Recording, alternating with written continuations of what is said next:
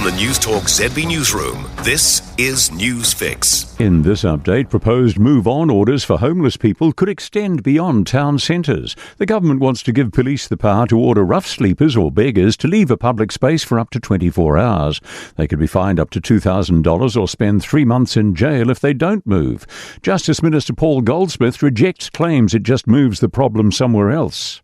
If you carry on those same behaviours further down the road or in another suburb, well, then you'll be asked to move again. And it's about making a very clear message that there are certain behaviours that are not acceptable. People living with intellectual disabilities are falling between the cracks. A new IHC report using government data shows increasing rates of injury, diabetes, dementia, high emergency department use and greater exposure to housing pressures. Advocacy Director Tanya Thomas says there's been little government interest since their similar report in 2023.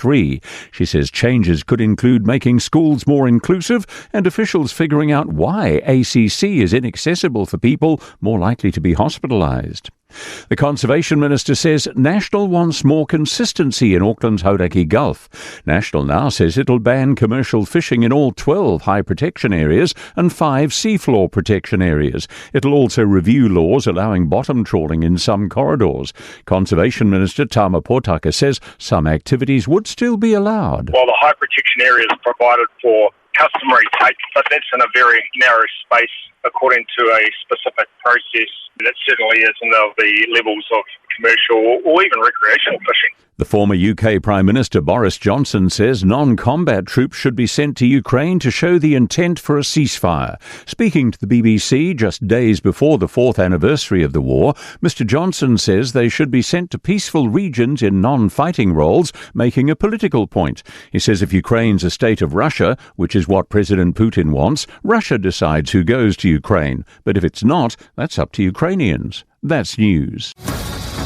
In sport, the Crusaders trailed the Brumbies 19-14 moments ago, early in the second half of their Super Rugby game in Christchurch. Parker Jackson Cartwright and the entire New Zealand Breakers organisation want to put their name on the first ever Ignite Cup, but know the task ahead of them is a difficult one. The Breakers club captain says a tricky Adelaide 36ers side will be just as eager for victory tonight, and they'll be playing playoff basketball after. Tip-off on the Gold Coast is at 6:30.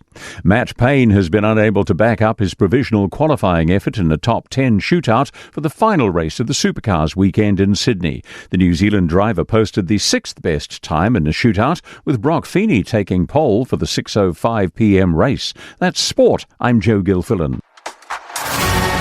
For more news, listen to Newstalk ZB on the free iHeart app.